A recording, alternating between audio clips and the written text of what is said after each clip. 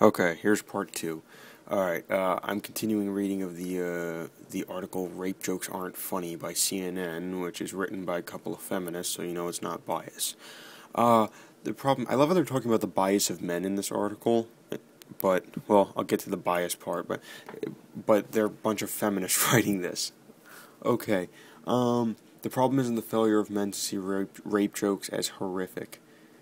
Should we really see rape jokes as horrific? Or should we just see rape as horrific? Rape is a horrific thing. And I don't like the idea that these feminists seem to think that women are the only victims of rape. When in some instances, they certainly are not. I can tell you that.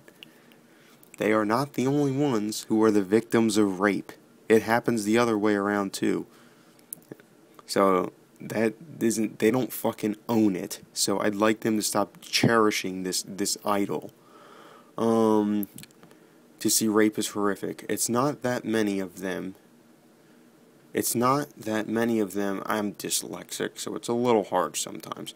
It's not that many of them do not perceive that rape itself lies on the far end of the broad spectrum, don't say broad, of ways in which the ideas of rape, the invocation of rape or the threat of rape is used to intimidate women or to regulate their behavior. Wow, she is stretching far. Women are told that they shouldn't drink too much or walk alone at night or wear a revealing top. They are being given a guided tour of the boundaries of acceptable female conduct. Women are supposed to understand that these boundaries are policed by rapists. We cross the line at our own risk? Is she insane? How is she perceiving this? And if we are caught, the brutal punishment is one we have earned. Is she fucking crazy? One we have earned. What father believes that logic? What man who's ever dated a woman believes that logic? Only sociopathic lunatics, I'm talking Charles Manson motherfuckers, are that crazy. Charles Manson? Charlie Manson? The guy who killed the coffee heiress, not the guy who does music. I don't want to... Crap, I always confuse the two. Anyways, the guy who killed the coffee heiress, not the guy who's the metal star. Whatever. Yeah, only fucking lunatics think that. That's absolutely crazy talk. I mean, that or this lady was just raised in some dirt monkey country, you know, Kazakhstan or Kazakhstan or whatever.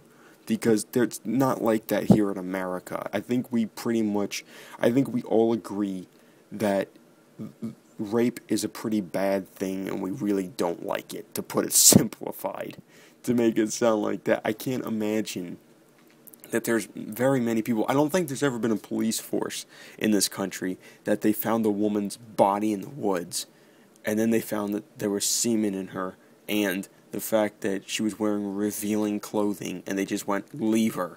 I think they investigated it as a murder-homicide and they tried to put that person away forever because they knew he was an evil person. So the idea that we think that women earn a raping is crazy. We tell you not to be drunk and wearing revealing clothing because we don't want you to be raped. But that's the same reason we tell kids not to get in cars with strangers. We don't think they earn it if they get abducted. We just think, fuck, we don't want them abducted, so don't get in the cars with strangers. Jesus. It just goes on and on. Isn't that amazing that a woman has an endless article? Who's Melissa Harris? It's just fucking crazy. And then you get this kid, he's probably 38, but you get this Daniel Tosh, and he's just fighting for his career and everything he's ever built up. Because a few people didn't like what he had to say. If you don't like what he has to say, then don't listen.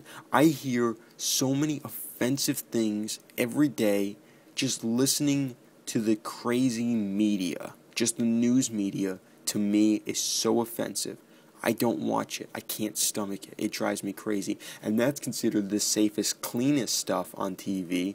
But I find it to be the most heinous and disgusting stuff. It's just nothing but endless amounts of complete government and corporate lies being fed to us to try to make us a more complacent people.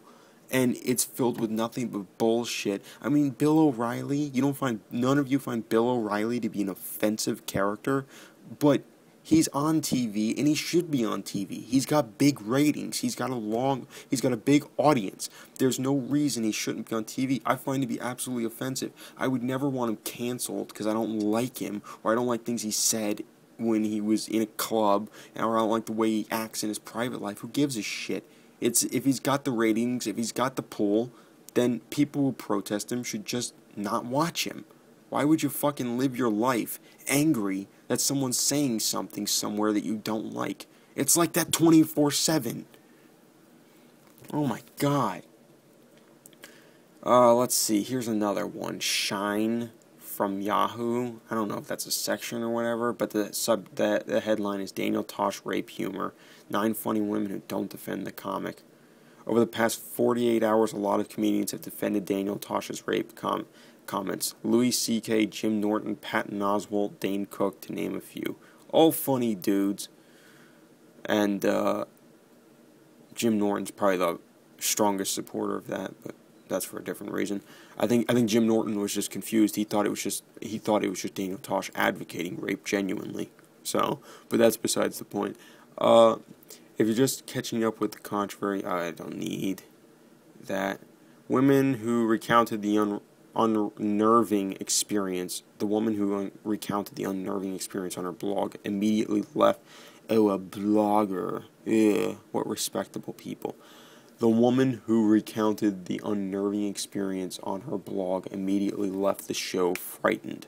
Tosh, whose fan base is largely teenage boys, later apologized, kind of. You know, I don't like that statement. First off, why is it trivial? Why does that trivialize you if your audience is largely teenage boys? That's hard to gather any audience in the first place. And congratulations to Daniel Tosh. Again, a guy I don't think is funny or like or watch his show. Why, I say congratulations to him that he's managed to get that following and get a $25 million fucking contract. So good for him. Yeah, and later apologized, kind of. But I mean, and are we gonna trust her? She's a blogger. She probably gets as many blog readers as I have listeners, which is at this point like 9. And she's looking for a payday. I wish Daniel Tosh said something racist to me, even though we're the same ethnicity, so it probably wouldn't count. I wish that he said something racist to me, because I talk about it on my podcast, and I get more views. Let's see. Apologize, kind of. Then came a stream of Twitter reactions, some outraged. A petition with over 20,000 signatures to cancel tosh.o has been making the rounds. How about this, you fuckheads? It's a free market economy. If you people don't watch it, and enough people don't watch it, it will go away. Otherwise, it shouldn't be taken off the air because some people don't like it. That's fucking crazy communist rhetoric. You're a lunatic if you go, I don't like that, so I want that away. You're just a crazy person who you think that your logic and your morality is the only logic and only morality, and it supersedes everyone else's logic and morality. You're just a crazy egomaniac if you want someone canceled because of the things they say. Someone should be canceled because they don't have an audience. Again, Bill O'Reilly is a very offensive person to me, but I don't think he should be canceled for things he says. Just like I didn't think that David Letterman should have gotten in any trouble about a year back, if anyone remembers, when he accidentally made a joke about Sarah Palin's underage daughter dating one of the, I don't know, a baseball player or something, because he thought it was her other daughter that's like 19 years old, but it turns out it was her younger daughter, it's like 15 years old, and he got shit for that. And it was stupid. He shouldn't have even got it. First off, it was a big mistake. And the fact of the matter is, he was getting huge ratings. So he shouldn't have been canceled just because of the fact that Sarah Palin was outraged. I don't care if she was almost the vice president. That gives her less power, and she should have less control over a subject. Because the higher you are up in this government, the less power you should have over anything we do. So that was just stupid in the first place. Let's see. Alright, here's 9 female comedians. Didn't they used to call female comedians comedians or something? I bet that's something these bitches like to be called.